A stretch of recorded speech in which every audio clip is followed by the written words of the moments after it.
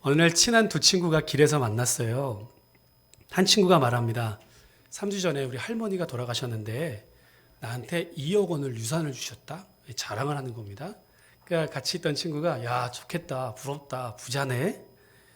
그러자 또 다시 말합니다.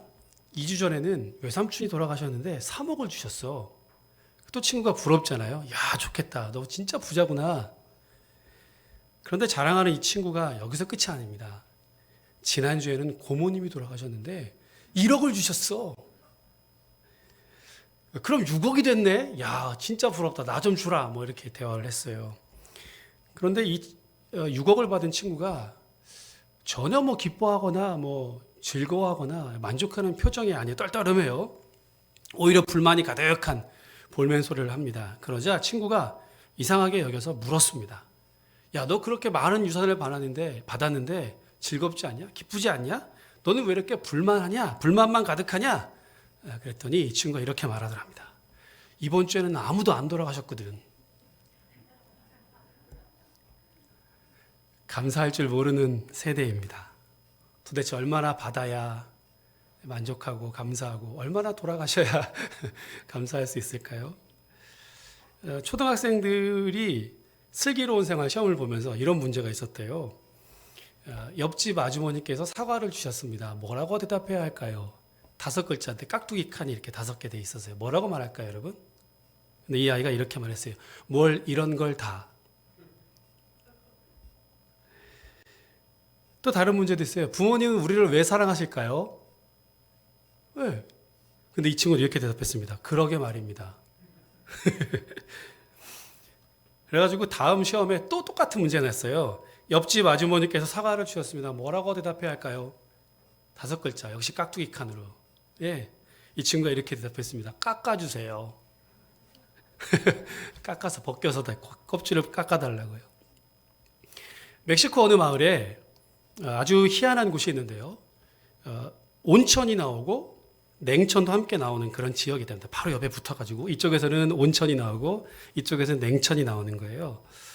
동네 사람들이 아주머니들이 빨래거리를 다 들고 와가지고 여기서 빨래를 곱게 삶아가지고 또 깨끗한 물로 헹궈가지고 이렇게 돌아가지 않습니까? 얼마나 좋아요, 그죠? 편리하고요. 외국인 관광객이 이 광경을 보고 이렇게 가이드에게 물었어요. 야, 이 동네 안악들은, 아주머니들은 정말 좋으시겠어요. 찬물과 더운 물이 한 곳에서 나오니까 빨래를 이렇게 편하게 할 수 있어서 얼마나 하나님께 감사할까요? 이렇게 물었더니 멕시코 안내원이 이렇게 대답했습니다. 천만에요. 정색을 하면 천만에요. 이곳 안악들은 감사하기보다는 불평이 많습니다. 비누가 나오지 않으니까요. 여러분 아마 비누가 나왔다면 어땠을까요? 피존이 안 나온다고 또 불평했겠죠. 피존이 나와도 건조기가 없으니까 아마 불평했을 겁니다. 여러분, 나는 불평이 많습니까? 감사가 많습니까? 말끝마다 감사가 나오십니까? 아니면 말끝마다 불평이 나오십니까? 네, 감사합니다. 오늘 본문에요.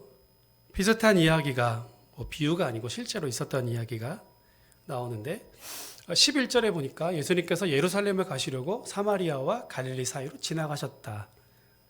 이제 예수님의 공생애가 거의 마무리되고 있죠. 예루살렘에 왜 가신 겁니까? 관광하러 간 건 아니잖아요. 이제 십자가를 지기 위해서 공생애를 다 마치고 십자가 지기 위해서 예수님의 공생애가 거의 끝나고 있다. 이 구절은 그렇게 우리에게 정보를 주고 있죠. 그 동네를 지나가시다가 10명의 환자들을 만났습니다. 나병 환자들입니다. 이들은 예수님께 가까이 가지도 못했고요. 멀리서 큰 소리로 예수 선생님이요, 우리를 불쌍히 여겨주십시오, 이렇게 외쳤습니다. 고쳐달라는 말이죠. 당시 이 나병, 한센시병은 천형, 그러니까 하늘의 형벌로 여겨지던 병이었습니다. 마을 사람들과 그리고 가족들과 함께 섞여 살지 못했고요. 마을 주변을 떠돌면서 집단을 이루고 그저 구걸하며 살 수밖에 없었습니다. 이들을 불쌍히 여기신 예수님께서 이들을 고쳐주셨죠. 14절에 보면 가서 제사장들에게 너희 몸을 보여라. 이렇게 말씀하십니다. 그리고 가다가 깨끗하게 되었습니다. 그런데 아시는 것처럼 그 중에 단 한 사람, 유독 사마리아 사람 한 사람만 예수님께 와서 감사의 인사를 했습니다. 그러자 예수님께서 10사람이 다 깨끗함을 받았는데 나머지 9사람은 어디 갔냐? 이렇게 물으셨죠. 화를 내신 것까지는 아닙니다만 썩 기분이 좋아 보이지는 않죠. 그렇다고 야, 내가 너희들한테 이렇게 병을 고쳐줬는데 다 나한테 와서 감사해야 되는 거 아니야? 이렇게 공치사를 하신 것도 아닙니다.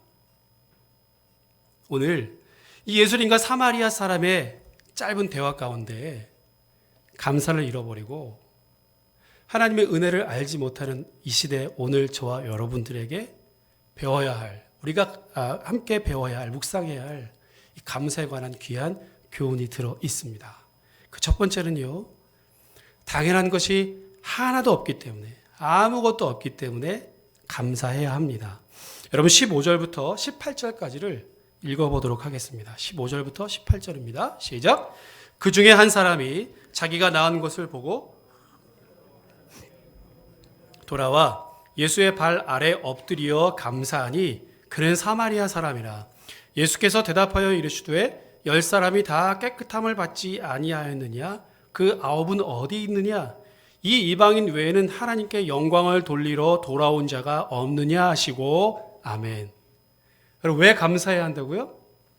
당연한 것은 아무것도 없기 때문에 감사해야 합니다. 우리 그런 말 하잖아요. 화장실 들어갈 때랑 나올 때가 마음이 다르다고요.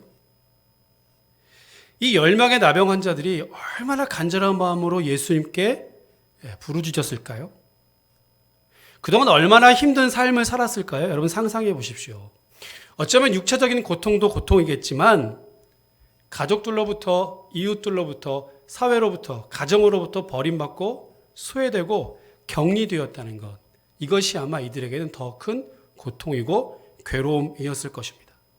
하나님께 특히나 버림받은 존재라고 생각하는 것은 더더욱 이들을 괴롭게 했습니다. 자, 그렇게 살다가 어느 날 예수님에 대한 소문을 들었어요.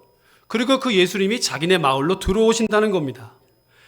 이 절호의 찬스를 놓칠 리가 없죠. 그렇죠? 어쩌면 성경에 나온 거 아닙니다만 상상해 보면 자기들끼리 모여가지고 아마 의논했을지도 모르겠어요. 이제 예수님이 우리 마을로 지나가시면 큰 소리를 내자. 다 같이 하나 둘 셋 해가지고 합창하지 않았겠습니까? 그렇지 않겠어요?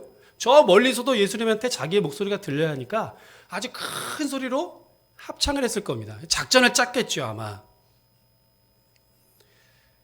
그리고 온 힘을 다해서 소리쳤죠. 어떻게 소리쳤겠습니까? 고쳐주세요. 고쳐주시든지 뭐 이렇게 했을까요? 그렇지 않죠. 그야말로 온 힘을 다해서 저 밑에 단전을 끌어올려가지고 진짜 전문가 팀까지 다 끌어모아서 아마 예수님께 고쳐달라고 외쳤을 겁니다. 자, 그런데 고침을 받고 예수님께 나와서 감사 인사를 한 사람은 오직 한 사람, 사마리아 사람입니다.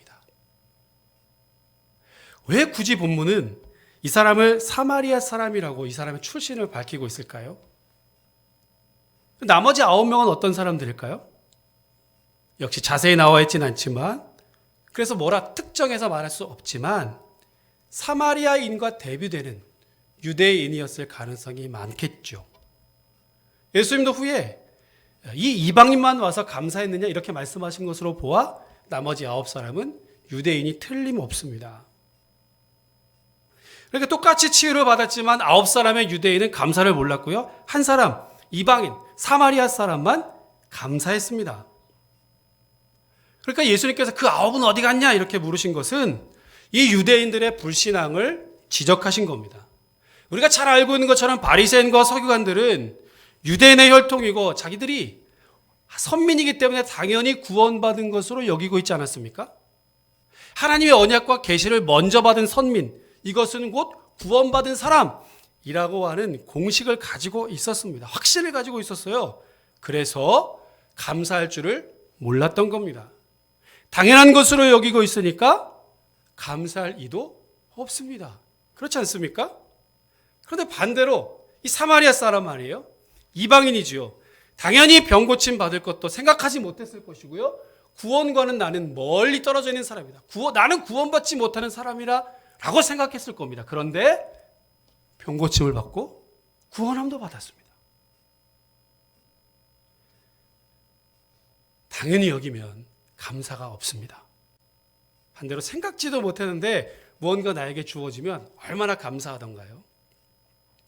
지난 주일 저녁에 생각지도 못했던 일이 있어서 감사한 적이 있었습니다. 제가 우리 건강한 교회 와서 취임을 한 지 이제 1년이 됐어요. 정확하게. 어떻게 우리 아이들이 알았는지 케이크를 하나 준비했더라고요. 그리고 1주년이니까 초를 하나 꼽아가지고 지들끼리도 무슨 노래 불러야 될지 모르죠. 보통 생일이면 생일 축하합니다 이렇게만 부를 텐데 무슨 노래를 부를지도 모르면서 쭈뼛쭈뼛하면서 케이크 하나에 촛불 하나에 불을 켜가지고 이렇게 들고 왔어요. 그래서 아빠 축하해, 취임을 축하해 그러면서 조그마한 카드를 하나 썼더라고요. 읽고 감동했습니다. 얼마나 뭉클했는지. 아빠 벌써 1년이 훌쩍 지났네.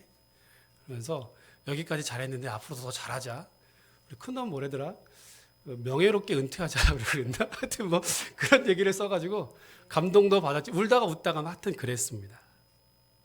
전혀 예상하지 못한 일에 깜짝 놀랐습니다. 얼마나 감사하고 어떻게 이 아이들이 이런 생각을 했을까 생각하면서 너무 감사했습니다. 근데 반대로 1년이나 됐는데 이것들이 그냥 1년이나 됐는데 가만히 있네. 아무런 인사를 안 하네. 겨우 이렇게 조그만 케이크야? 이렇게 생각했더라면, 이렇게 한다면 여러분 어떻게 했습니까? 내가 1년이나 됐는데 겨우 이 조그만 케이크로 다 더 큰 거 사와! 뭐 이러지 않았겠습니까? 그죠? 내가 일한 것, 내가 했던 것에 대해서 응당한 대가를 받는다고 생각하면 감사가 없습니다. 오히려 그만큼 대우를 받지 못한다고 생각하면서 불만이 계속 터져나올 수밖에 없지요. 가만히 생각해 보십시오. 지금 내가 누리고 있는 것은 당연한 일입니까? 여러분, 공짜로 숨을 쉬는 것이 얼마나 복된 일인지 아십니까? 혹시 산소호흡기 달아보셨어요? 그거 진짜 비쌉니다. 하루 동안 하면요. 되게 비쌉니다. 그런데 우리는 공짜로 이 공기를 깨끗한 하남시에서 숨 쉬고 있지 않습니까? 얼마나 감사한 일이에요? 오늘 걸어서 오셨거나 아니면 차를 타고 오셨겠죠. 얼마나 감사한 일입니까? 오고 싶어도 오지 못하는 분이 얼마나 많은지 몰라요. 오고 싶은데 오지 못하는 일들이 참 많이 있습니다. 그죠? 근데 올 수 있는데 안 오는 사람들은 진짜 무슨 사정이 있겠지만 그런 사정도 없는데 오지 않는 사람들은 정말 이렇게 모여서 예배드릴 수 있는 것이 얼마나 소중한 일인지 우리가 이번에 크게 깨달았잖아요. 교회 나와서 같이 앉아가지고 밥을 먹을 수 있는 게 얼마나 소중한 것이었는지를 이번에 새롭게 깨닫게 되었습니다. 왜요? 돈이 없어서 그렇습니까? 밥이 없어서 그렇습니까? 교회만 나가야 밥을 먹을 수 있어서 그런가요? 그렇지 않죠, 여러분. 이게 얼마나 소중한 교제의 장이었는지를 새롭게 우리가 깨달았습니다. 당연하다고 생각했던 것들이 당연하지 않다는 것을 이번에 정말 깊숙이 깨달았고요. 여러분, 우리가 간절히 기도하는 제목들이 지금 무엇입니까? 일상의 회복 아닙니까? 일상의 회복. 아침에 일어나서 학교 가고, 회사 가고, 교회 가고, 친구들 만나고, 차 마시고, 함께 식사하고, 수다 떠는 것, 돈 좀 모아서 여행 다닐 수 있는 것, 이게 얼마나 특별한 일이었는지를 이번에 우리가 새롭게 깨닫게 되었지 않습니까? 이런 것 갖고 기도했던 적이 있었습니까? 오, 주님 내일 반드시 회사 갈 수 있도록 해주십시오. 이렇게 기도한 적은 한 번도 없었잖아요. 그죠? 어디 들어가면서 열 재고 이름 적고 전화번호 적고 손 안 닦으면 못 들어보는 이런 적이 세상에 어디 있었습니까? 여러분? 그동안 누리고 있었던 것 하나도 당연한 것이 아니었습니다. 어떤 분이 이런 감사의 글을 썼더라고요. 그럼 들어보세요. 오늘 아침 일어났을 때 당신의 몸이 건강하다면 당신은 이번 주를 넘겨 살지 못하는 이 세상의 100만 명보다 축복을 받은 사람입니다. 한 번도 전쟁의 위험이나 수용소의 외로움이나 고문의 고통이나 굶주림의 쓰라림을 경험하지 못했다면 당신은 5억 명의 사람들보다 더 나은 축복을 받은 사람입니다. 체포, 협박, 학대, 고문, 그리고 죽음의 두려움 없이 교회에 나갈 수 있다면 당신은 이 세상의 30억 명의 사람들보다 축복받은 사람입니다. 그럼 무슨 말인가요? 지금도 30억 명의 사람들은 체포와 협박과 구금과 학대와 핍박 때문에 교회 가지 못한다는 것 아닙니까? 만일 당신의 냉장고 안에 음식이 있거나 당신의 몸에 옷이 걸쳐져 있다거나 머리 위에 지붕이 있고 잠 잘 장소가 있다면 당신은 이 세상 인구의 75%보다 더 부유한 사람입니다.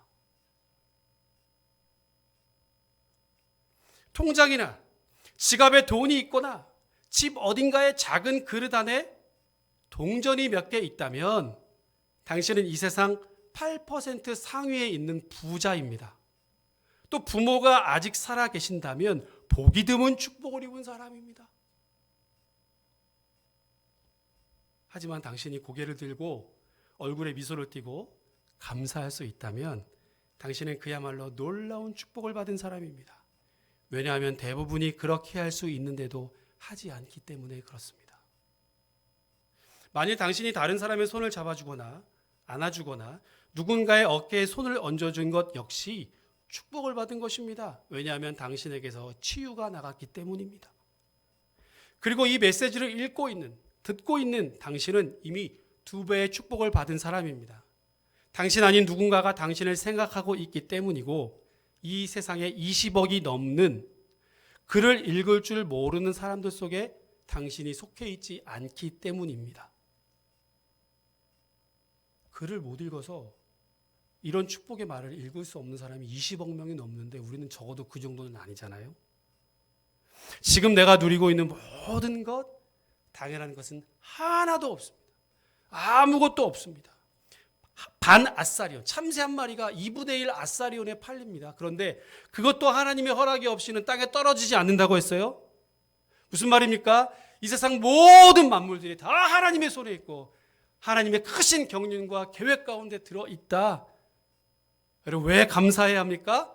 당연한 것이 하나도 없기 때문에 그렇습니다. 저 여러분의 인생에 하나님의 손에 붙들려 있기 때문에 우리는 자동적으로 감사해야 할 줄로 믿습니다. 두 번째, 어떻게 감사하냐? 지금, 즉시 감사해야 합니다. 어떻게 하라고요? 지금, 즉시 감사해야 합니다. 여러분, 내일은 죄송합니다만 없습니다. 10명의 나병 환자들이 간절하게 예수님께 우리의 병을 고쳐달라고 구했죠. 예수님은 그리고 이들의 요청을 들어주셨습니다. 그런데요, 당장 깨끗해져라 이렇게 말씀하시지 않고 제사장에게 가서 너희들의 몸을 보여라 이렇게 말씀하셨죠. 왜 그랬을까요? 우리가 잘 알고 있는 것처럼 레위기 14장에서 보는 것처럼 몸에 피부병이 있거나 특히 나병 환자들 같은 경우에 이 몸이 깨끗하게 되면 제사장들에게 가서 깨끗하게 되었다, 정결하게 되었다 라고 하는 허락을 받습니다. 그리고 정결 예식을 치른 다음에 가정의 품으로, 공동체의 품으로 돌아올 수 있었습니다. 지금 예수님은 그것을 명령한 겁니다. 이 10명은 예수님의 말씀을 듣고 즉시로 제사장에게 향했겠죠. 그리고 가던 도중에 아직 제사장에게 도착하기도 전에 이 병이 깨끗하게 고쳐졌습니다. 너무너무 신기한 일입니다. 이것도 엄청 믿음이죠. 깨끗하게 한 다음에 깨끗하고 나서 가서 제사장에게 고하는 것은 뭐 그렇다 쳐도 아직 여전히 너덜너덜하고 여전히 흠이 많은 몸을 가지고 제사장에게 가는 것은 엄청난 믿음입니다. 그렇죠? 그렇죠? 아마도 그만큼 이 사람들이 간절했을 것이다. 이렇게 생각해 볼 수 있을 것입니다. 근데 가는 길에 깨끗해졌어요. 그럼 어떻게 합니까? 가던 길을 재촉해야죠. 제사장에게 빨리 가서 이 깨끗한 몸을 보이고 정결하게 되었다라고 하는 도장 확인을 받아야 합니다. 그리고 나서 어떻게 할까요? 여러분 나 같으면 어떻게 했어요? 얼른 가정으로 돌아가서 내가 이렇게 깨끗하게 되었다. 그동안 떨어져 지냈던 아내며 남편이며 자식들이며 노부모들에게 인사하고 빨리 그들을 얼싸안고 이 감격을 누리고 싶었겠죠. 그리고 온 동네방네 자랑하고 나병 환자였던 내가 이렇게 깨끗하게 되었다. 동네방네 소문내고 싶었을 것입니다.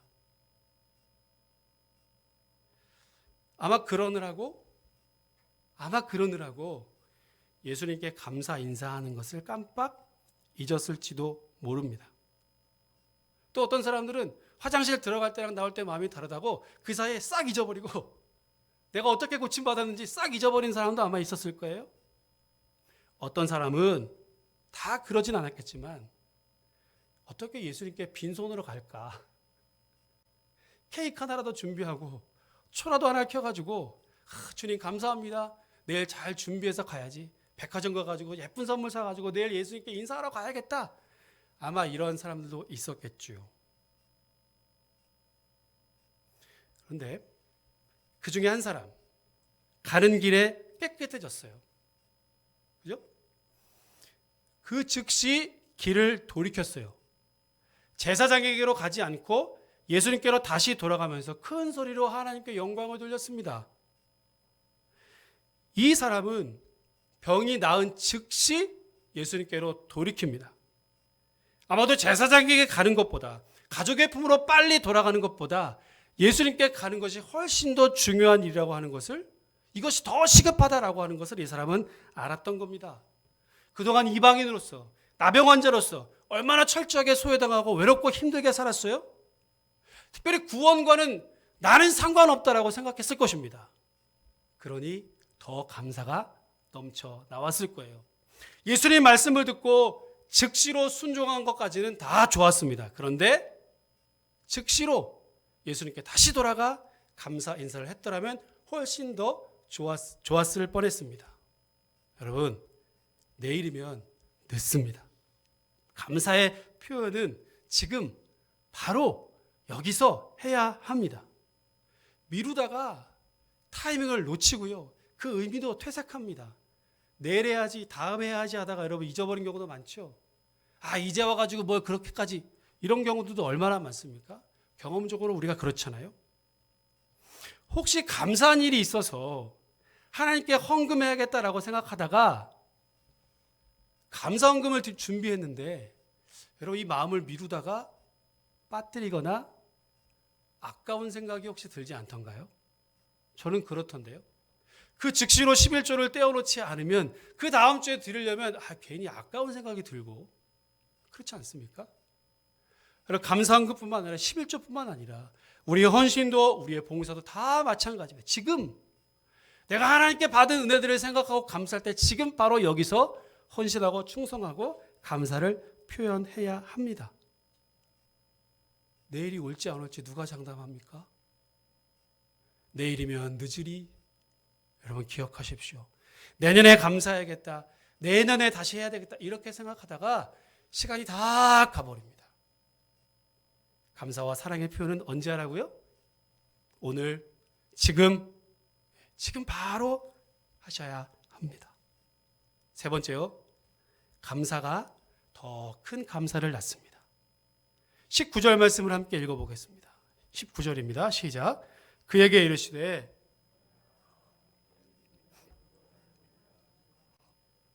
아멘. 내 믿음이 너를 구원하였느니라 하시더라. 예수님께서 이렇게 내 믿음이 너를 구원하셨다라고 말씀하신 경우들은 여러 차례 있습니다.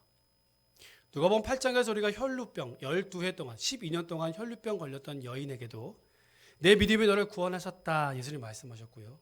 이제 다음 주나 그 다음 주에 보게 될 소경 거지 바디메오를 향해서도 예수님은 네 믿음이 너를 구원했다 이렇게 말씀하셨습니다. 그런데 이러한 경우들에는 주로 그가 육체적인 질병으로부터 고침받았다라고 하는 것을 표현하는 말들입니다.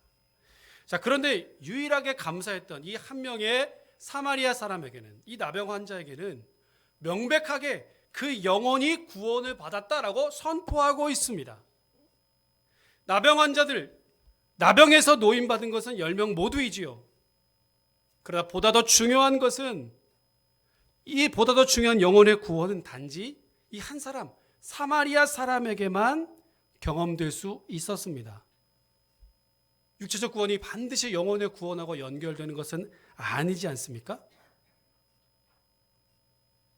영혼의 구원은 그리스도에게 나와 모든 죄를 고백하고 자백하고 그를 내 삶의 중심으로 모셔드리고 그와 인격적인 교제를 계속해서 나누는 사람들에게만 주어지는 은혜이고 축복입니다. 친구들의 도움으로 지목을 듣고 병상째 내려왔던 이 중풍병 환자 여러분 기억하시죠? 이 사람에게도 예수님은 내 죄의 사함을 받았다 이렇게 말씀하셨어요. 근데 주변에서 서기관들이 바리새인들이 야 이거 신성모독 아니야? 이렇게 말합니다. 그때 예수님께서 중풍병자에게 내 죄의 사함을 받았다 하는 말과 내 침상을 들고 집으로 돌아가라 하는 말이 어떤 게 더 쉽겠느냐? 이렇게 반문하셨어요. 여러분 어느 것이 더 쉽습니까? 침상을 들고 집에 가라라고 하는 말이 훨씬 쉽습니다. 조금 능력 있는 선지자라면 병 고치는 은사가 있는 사람이라면 누구든지 할 수 있지만 죄를 사해주는 권세는 누구에게만 있는 겁니까? 예, 하나님에게만 있기 때문에 이것이 훨씬 더 어려운 일이지요. 병이 고쳐지는 것보다 그 영혼이 고쳐지는 것, 그 영혼이 구원받는 것이 훨씬 더 중요한 일이고 훨씬 더 시급한 일이고 아무나 할 수 없는 일입니다. 하나님만이 하실 수 있는 일이기 때문에 이것이 훨씬 더 중요하다고 말씀드리는 것이죠. 감사 없이 돌아가 나온 명은 육신의 질병은 고침받을지언정 영혼의 구원은 받지 못하였습니다. 그러나 감사함으로 나온 이 사마리아 사람은 그 영혼도 구원받았습니다. 보너스. 육신의 질병을 고침받고 영혼을 구원받은 보너스가 아니라 영혼을 고침받고 육신의 질병까지 고침받은 보너스를 얻게 되었다라는 말씀입니다. 여러분 기억하세요. 감사하니까 더 큰 감사가 생깁니다. 감사가 감사를 낳습니다. 웃을 일이 있어서 웃는 것이 아니라 웃다 보니까 더 웃을 일이 생기는 건 아니겠습니까? 감사할 일이 있어서 감사하는 게 아니라 작은 일에 감사하다 보니까 자꾸 더 큰 감사들이 계속해서 생겨나더라라는 겁니다. 사실 그렇잖아요. 어디 감사할 일이 있습니까? 요즘 같아서야 더더군다나. 계속 아프고 병들고 직장에선 잘리고 매출도 줄어들고 어디 감사할 일이 있습니까? 어디 다닐 수나 있기를 합니까? 친구들이랑 여행을 갈 수 있습니까? 그런데 그럴수록 여러분 더 감사한 일을 찾아보십시오. 우리가 찬송으로 고백한 것처럼 받은 복을 이미도 누리고 받은 복들을 한번 세어보십시오. 눈을 씻고 한번 찾아보십시오. 정말로 없는지. 없으면 미리 감사하세요. 앞으로 주실, 베풀어 줄, 응답하실 그 은혜를 기억하면서 여러분 더 감사하시기 바랍니다. 잘 아시는 것처럼 하박국 선지자는요, 무화과 나무도 없고 포도 열매도 없고 외양간에 소도 없고 밭에 소출도 없지만 오직 여호와 한 분 하나님 때문에 내가 기뻐하고 만족한다 이렇게 고백하지 않았습니까?